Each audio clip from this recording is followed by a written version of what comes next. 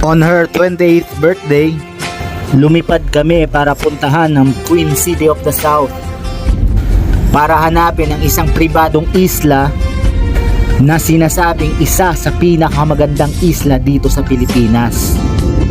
From Manila, it will take you 1.5 hours para makapunta dun sa city. And once you get to the city, you will travel by land for about 3 to 4 hours. And from the port of Santa Fe, sasakay ka ulit ng bangka for another 1 hour. Itong pribadong isla na to was owned by Villa Carlos and Mancio family.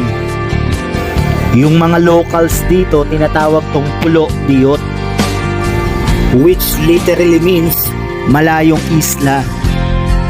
At isa sa mga nakakatuwa rito, pagdating namin, sabi nung mga staff, kami lang daw yung nakabook na tourist.